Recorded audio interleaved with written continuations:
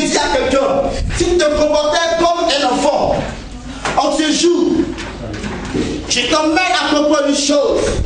Tu n'es plus un enfant. Si tu veux être un enfant, tu resteras un enfant. Amen. Amen. Je disais hier à ma belle-sœur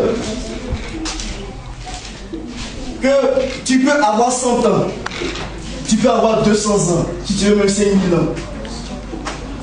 Mais tu peux être enfant dans la tête. Tu peux aussi avoir 12 ans. Tu peux avoir 5 ans. Tu peux avoir 13 ans. Mais être un fils dans la tête. Amen. Alléluia. Amen. Tout vous dit que l'âge n'est pas un obstacle. L'âge n'est pas l'avantage, mais l'âge est plutôt un état d'esprit. Amen. Et lorsque la Bible parlait ici, il a plutôt mentionné toutes les classes d'âge. Il est parti d'abord à l'étape de fils. Il n'a pas dit enfant. Parce que dans Dieu, en Dieu, les enfants ne reçoivent absolument rien. Il dit on ne donne rien de bon aux enfants. Alléluia. Tu donnes quelque chose de bon à un enfant, il va gâter. Mais dans ton portable à un enfant, va au marché, viens ton fils est gâté. Parce que c'est un enfant. Mais dans ton portable à un fils, tu reviens ton portable à un date. Alléluia. C'est ça l'approbation de Dieu. C'est ça le message de Dieu. C'est ça la compréhension de ce texte. C'est ça l'approbation et la finesse de l'esprit. Et n'avez pas dit amen.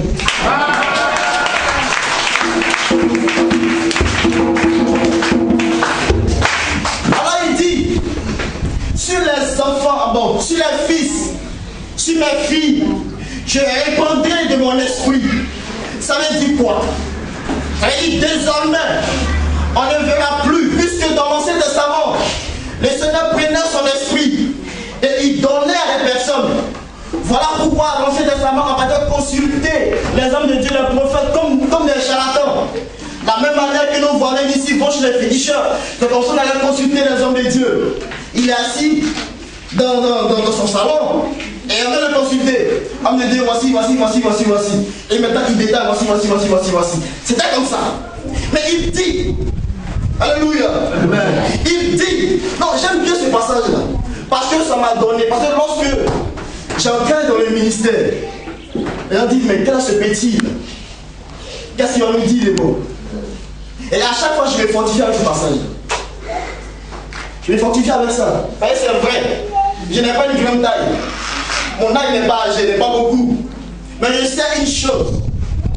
Dans mon esprit, je suis un fils. Et en tant que fils, toi qui es en face de moi, tu n'es pas un fils, je suis supérieur que toi. Alléluia. Amen. Donc ce matin, je l'aime bien.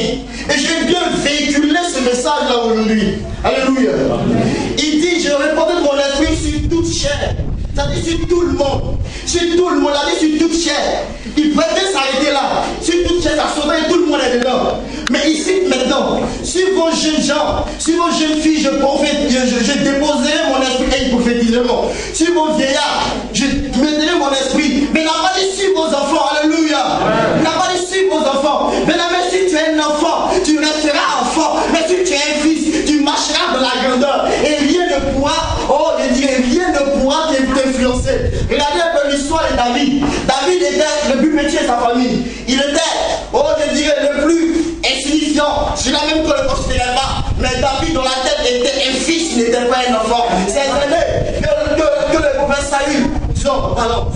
Samuel a croisé chez son père Esaïe était des enfants, des fils, étaient des enfants d'Esaïe et des enfants peut-être de Dieu. Mais David seul était le fils de Dieu. Voilà pourquoi lorsque le prophète est entré dans cette maison-là, il a plutôt cherché le fils de Dieu et non l'enfant de Dieu. Il y avait plusieurs qui étaient là. Il y avait des enfants qui étaient là. Il y avait des bébés qui étaient là. Mais il ne cherchait pas plutôt les bébés. Il a besoin des fils. Alors il a dit, il n'y a pas quelqu'un qui manque. On dit non, le plus petit est en bouche. Il dit non, ce n'est pas le plus petit. C'est le fils qui est en bouche. Alors,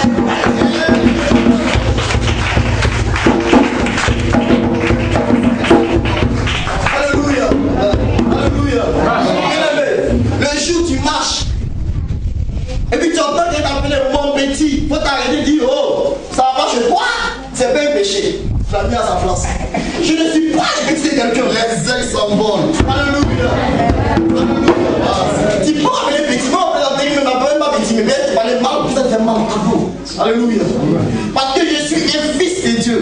Ça sous-entend que les épreuves de la vie vont venir. Amen. La Bible dit ils te feront la guerre. La Bible n'a pas dit je vais empêcher qu'ils te fassent la guerre. Il dit ils te feront la guerre. Dans le plan de Dieu, il veut qu'on te fasse la guerre. Ils te feront la guerre. Mais le plus important, c'est que c'est la continuité du verset. Ils te feront la guerre, mais ils ne te vaincront pas parce que tu es un fils de Dieu, un enfant de Dieu. Alléluia.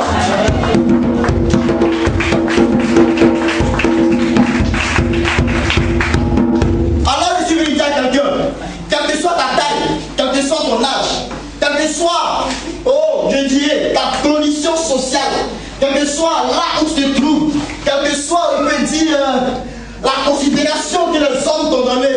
Ça, c'est l'homme qui a dit ça, c'est l'homme qui a parlé, c'est vrai. Alléluia. C'est vrai que ce sont les gens qui ont parlé. Mais le Seigneur dit qu'il se cherche des fils. Qu'il se cherche plutôt des fils et non des enfants. Alléluia. Amen. Il dit, tous l'ont reçu. Alléluia. Tous ont reçu la lumière et sont devenus enfants de Dieu. Amen. Il a dit enfant, c'est vrai.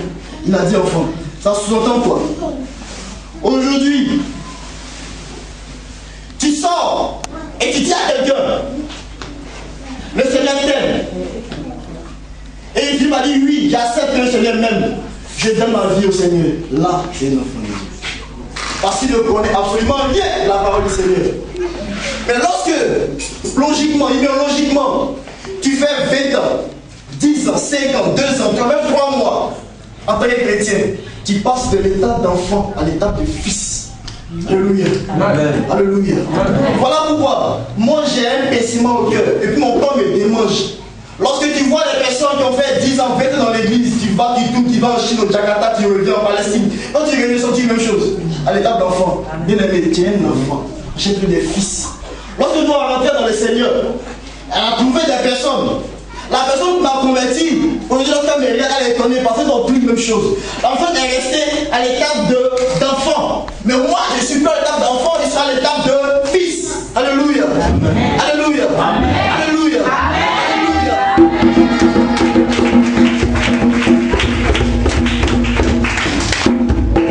Alors, le fils a des responsabilités.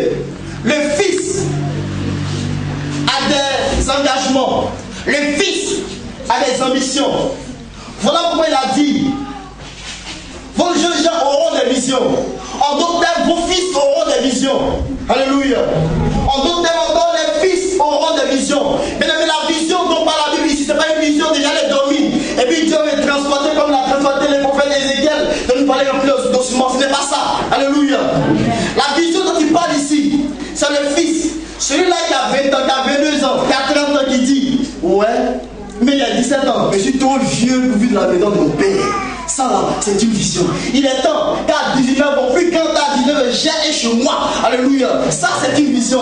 C'est cette vision-là que la Bible parle. Donc les fils de Dieu ont une vision. Les fils de Dieu ont une responsabilité. Alors si tu es assis et te proclames enfant de Dieu, et puis tu n'as pas de vision, bien aimé, laisse-toi t'informer en te disant que tu es un enfant de Dieu et non un fils de Dieu. Mais le fils de Dieu, comme je l'ai dit, il se lève, il va à la pêche, il cherche, il brûle, et puis il rentre grâce à Dieu. C'est ça.